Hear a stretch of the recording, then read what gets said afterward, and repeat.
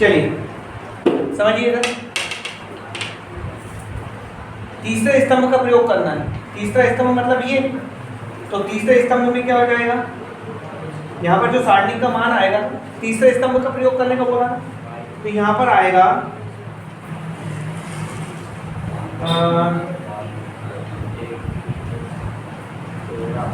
ये 11 12 13, मतलब ए 13 और फिर ए 13, ठीक है। फिर प्लस यहाँ पर आएगा ए 21 23 और ए 23, फिर प्लस ये क्या आएगा 32 33, तो ए 33 और ए 33, इस तरीके से इसके मान निकलेंगे, है ना। चाहो तो अपन इसका जो प्लस माइनस है वो अपने मन से भी लगा सकते हैं। ये प्लस का प्लस माइनस प्लस, फिर ये क्या आएगा माइनस का, क्या आएगा प्लस का। तो यहाँ पर अगर A13 की बात करें तो A13 कितना रहेगा यहाँ पर y z, और इसका मान निकालेंगे हम इसके साथ A13, इसके लिए क्या रहेगा 1 y 1 z, ठीक है।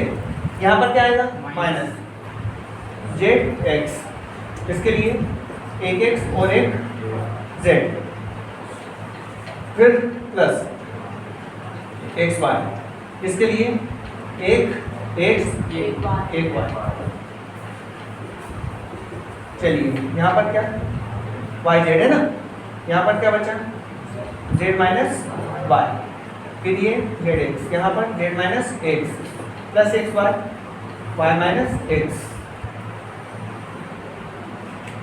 चलिए आगे बढ़े, इसका गुणा कर लो, इसमें गुणा करेंगे तो Y Z square minus Y square Z, फिर यहाँ पर minus Z square X plus Z X square, यहाँ पर X Y square minus X square Y, ठीक है।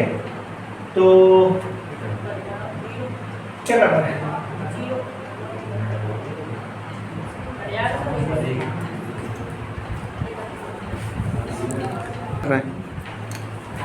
इसमें क्या करना है, पदों को एक के बाद चरों के घटती हुई घातों के क्रम में लिखना है। तो सबसे पहले तो एक्स स्क्वायर वाले पद लिखो, क्या जाएगा Z X square minus X square Y, ये आ गया। फिर इसके बाद में अपन माइनस जेड स्क्वायर एक्स और प्लस का एक्स वाई स्क्वायर ले लिया, ये हो रही है कहाँ तक। अब क्या बचा यहाँ पर Y Z square minus Y square क्या जेड। अब यहाँ पर देखो इन दोनों में से क्या कॉमन आ रहा है एक्स स्क्वायर, क्या बच रहा है जेड माइनस वाई, यहाँ पर क्या माइनस एक्स कॉमन आ रहा है Z square minus Y square, बचेगा नहीं बचेगा, इसका माइनस माइनस में थोड़ा तो प्लस आएगा, यहाँ से प्लस वाई जेड कॉमन ले लो तो जेड माइनस वाई, क्लियर। अब आगे बढ़े, यहाँ पर एक्स स्क्वायर,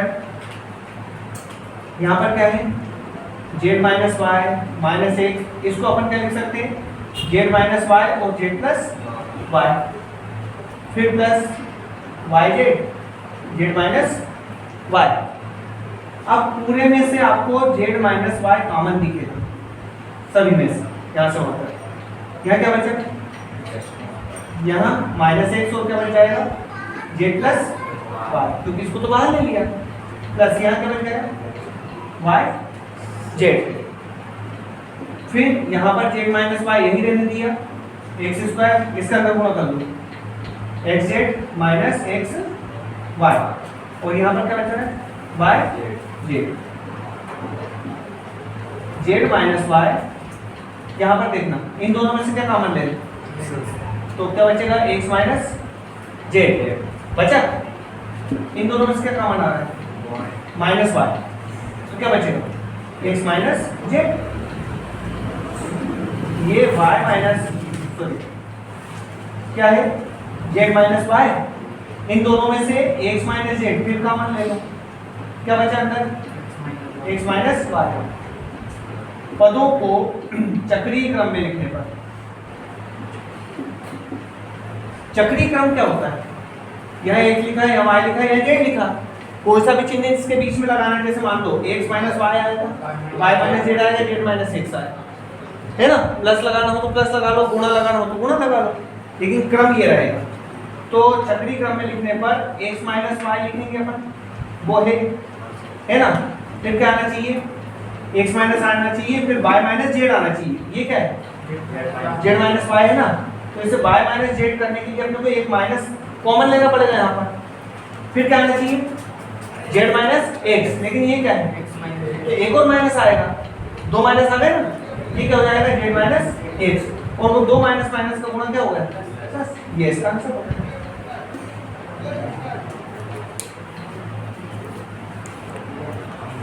ये आप लोग को ऐसा नोट कर लेना चाहिए, पदों को x की घटती घातों के क्रम में लिखने पर। पुरानी 10th का जो सिलेबस था ना, वहां पर एक 7वां चैप्टर था जिसमें ये चीज सिखाई जाती थी कि इनको गुणनखंड कैसे करना है।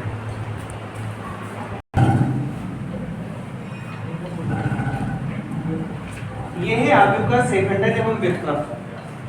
एक आव्यूह दे रखा है, मान लो a, है ना, और ये दे रखा है a11, a12, a13, a21, a22, a23, a31, a32 और a33। ठीक है, तो इसका जो एडजॉइंट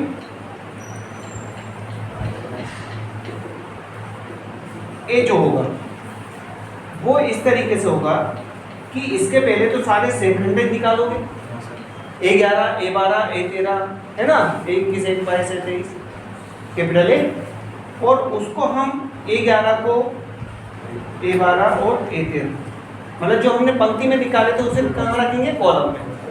जैसे हम a21, a22 और a23 रख देंगे, जैसे यहाँ पर a31, a32 और a33, ये हो जाएगा। मतलब इसके सेकंडक निकालेंगे और उन सेकंडकों को जो अपन ने पंक्ति में निकाले थे उनको फिर कॉलम में रख देना।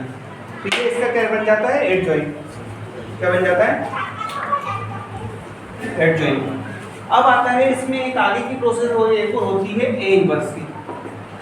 ठीक है, तो जो ए इनवर्स का जो सूत्र होता है वो ये होता है आपका ए इनवर्स बराबर एडजॉइंट ए बटे मोड ए।